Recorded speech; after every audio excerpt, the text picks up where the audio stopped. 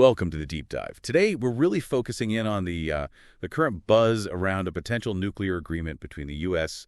and Iran. Right. It's a really complex topic, isn't it? Lots of history, lots of technical stuff. Exactly. And we know you want the essential insights, without getting totally bogged down. So that's kind of our mission today, give you a clear, concise understanding of what's actually happening and why it really matters. And to do that, we've pulled together, I think, a really useful set of sources. We'll be looking closely at an analysis from the Institute for Science and International Security, ISIS. They've broken down the latest IAEA report on Iran's nuclear activities. That's from February 2025. Okay, so that gives us the hard data on where they stand now. Precisely, the current capabilities. Then, for context, which is crucial here, we'll draw on the Wikipedia page that details the long and often very difficult history between the U.S. and Iran. And finally, we'll look at some very recent news reports, Al Jazeera and the BBC, both dated May 15th, just yesterday, focusing on former President Trump's comments about a possible deal. Okay, great. Let's dive in then. Our goal is to understand this recent optimism, right? But to really get what's at stake, we need to tackle, I think, two key questions. First, what is Iran actually capable of with its nuclear program right now? Mm-hmm. And second, what's the backstory? What's the history behind the U.S.-Iran relationship that just colors every single negotiation? Exactly right. And let's start with that IAEA report analysis, because it's pretty stark.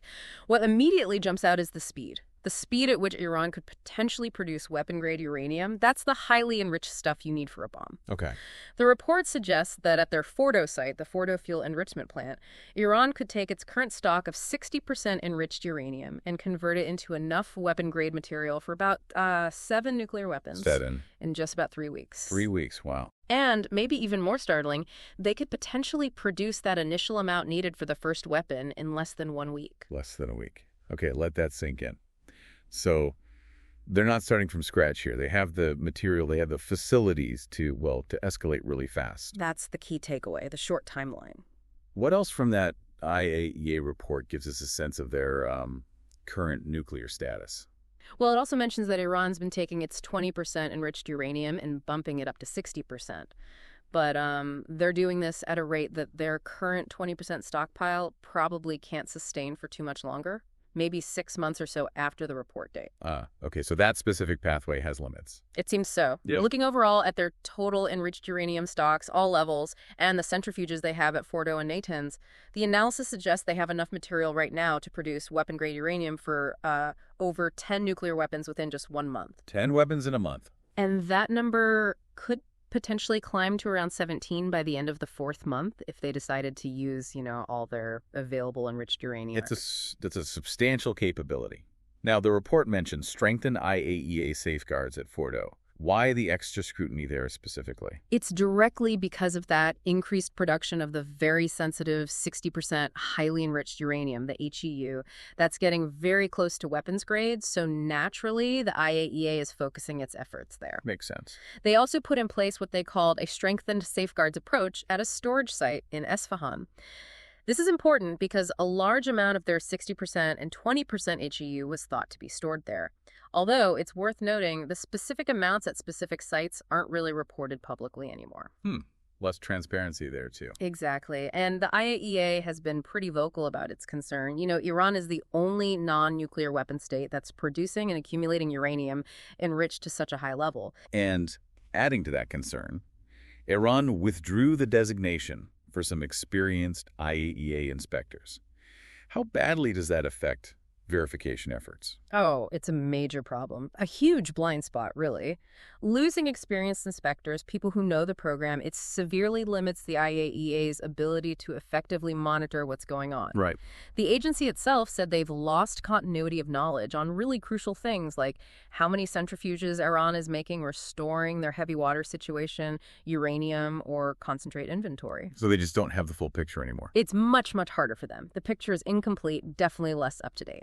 And then there's the removal of the IAEA's surveillance equipment, the cameras and seals put in place under the old deal, the JCPOA. Yeah. That must make things even worse. Absolutely. The IAEA concluded that taking out that equipment has, quote, detrimental implications. It seriously undermines their ability to assure the world that Iran's program is peaceful. Because they can't track the components. Exactly. They can't be sure about the total number of centrifuges Iran has made or where they might be stored, potentially at undeclared sites. It raises real worries about, secret stockpiles or even clandestine enrichment plants. And there was something else mentioned, Code 3.1. Right. Iran is still not implementing Modified Code 3.1. That's a legal obligation under their Safeguards Agreement to provide early design information about new nuclear facilities. Not doing so just adds to the lack of transparency. It's another red flag. So overall, it paints a picture of a program that's quite advanced, capable of moving quickly, but with less and less international oversight. That's a fair summary. And the IAEA is also at an impasse over what they call outstanding safeguards issues related to possible undeclared nuclear material and activities at 4 specific sites from the past. There are still unanswered questions about potential nuclear weapons work years ago. Okay, so that's the nuclear reality on the ground as best we know it. Now let's shift gears a bit and look at the history, because you can't understand these negotiations without understanding the background, right? Absolutely not. The history is absolutely fundamental. And looking at the Wikipedia overview, it's kind of surprising. Some of the early history, it wasn't always hostile. Not at all. It's fascinating, actually. Back in the 19th, early 20th centuries, relations between the U.S. and Persia, as it was then, were pretty positive. The U.S. was even seen by some Iranians as, like, a trustworthy third force, a potential balance against British and Russian influence. A third force. That's interesting. Yeah, you even had American financial advisors like W. Morgan Shuster appointed as Treasurer General. So quite involved, quite cordial, really, Until the big turning point, which was 1953. The CIA-backed coup that overthrew the democratically elected Prime Minister, Mohammad Mossadegh. Right, that always comes up. And for good reason. It's widely seen as the pivotal moment. It fundamentally shifted the relationship and created this deep, lasting resentment among many, many Iranians. And then the U.S. support for the Shah's regime afterwards during the Cold War, while he was a key strategic ally for the U.S., a pillar of U.S. policy in the region. It fueled anti-American feelings among those who opposed him. Exactly, especially given his authoritarian rule and the SAVAK, the secret police. The legacy of 53 and the support for the Shah just casts this incredibly long shadow. And ironically, the U.S. actually helped Iran start its nuclear program initially, didn't it?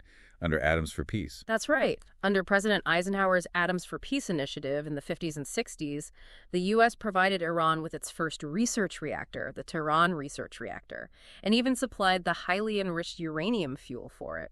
Wow. It's just hard to imagine that now. It really shows how drastically things changed. That cooperation lasted right up until the 1979 revolution. Which was, of course, the next huge earthquake in the relationship. The Islamic Revolution, the hostage crisis, that really seemed to cement the animosity, didn't it? Absolutely. The revolution itself, kicking out the Shah, and then the seizure of the U.S. Embassy and the 444-day hostage crisis.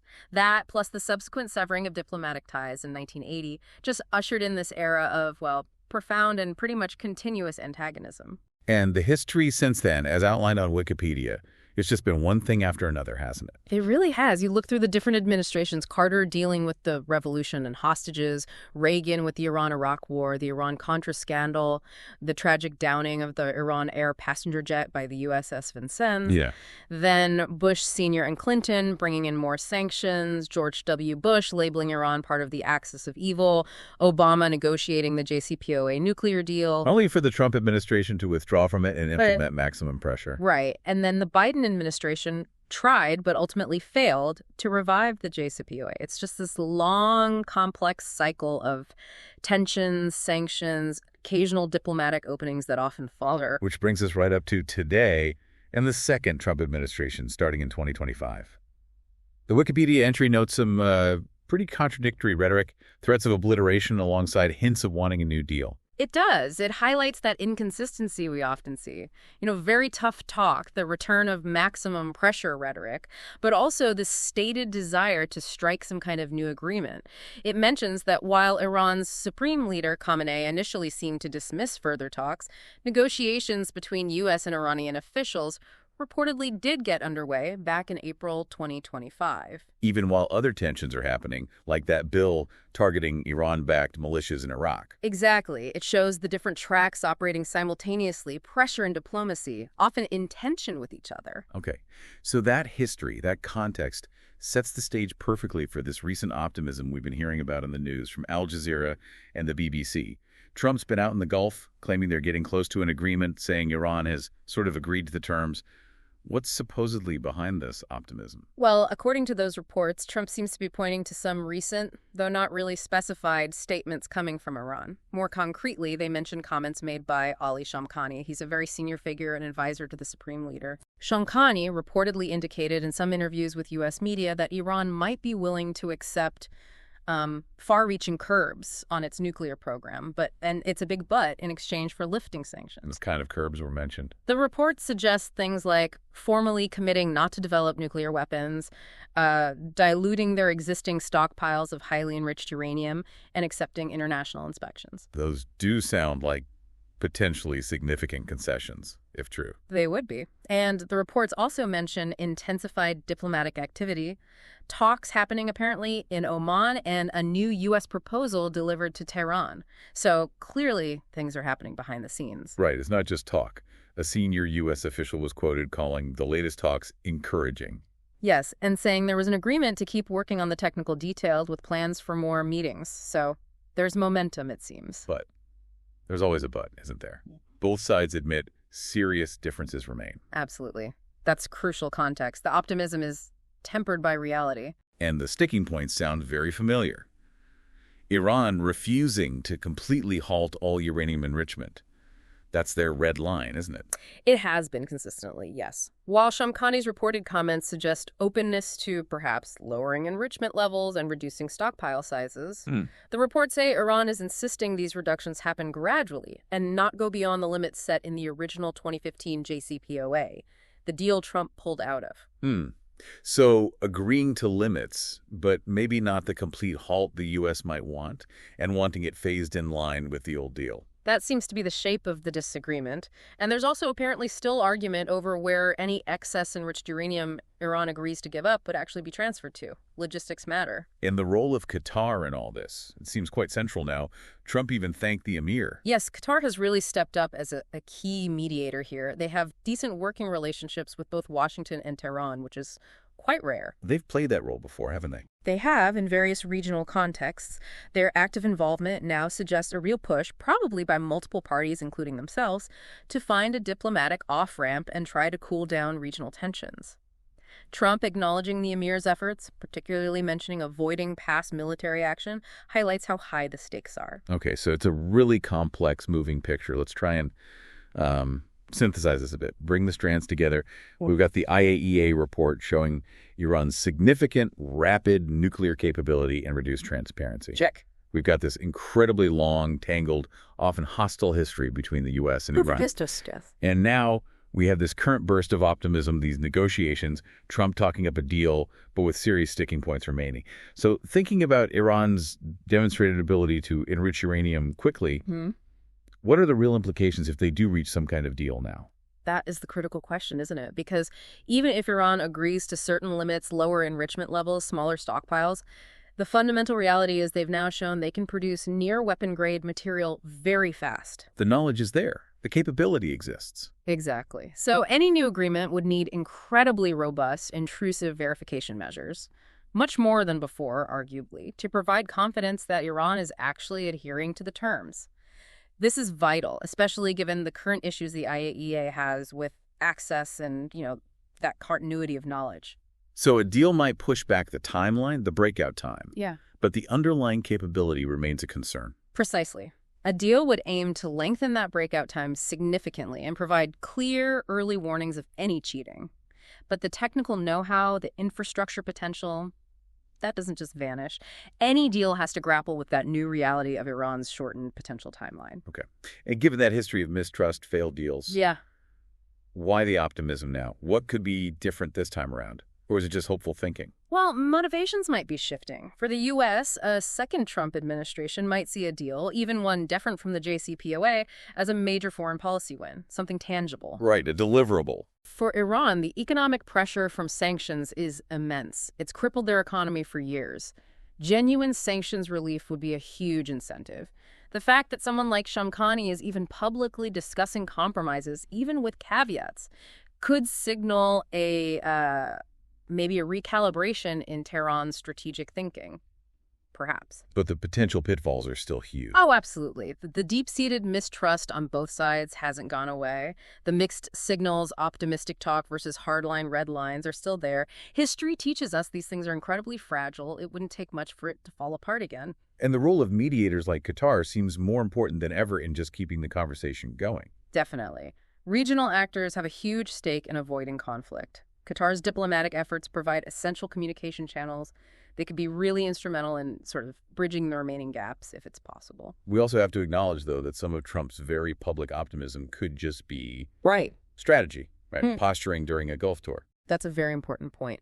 Diplomatic negotiations always involve public signaling. Statements made by leaders are often aimed at multiple audiences, domestic, international, the other side. So take the rhetoric with a grain of salt. It's always wise to be cautious.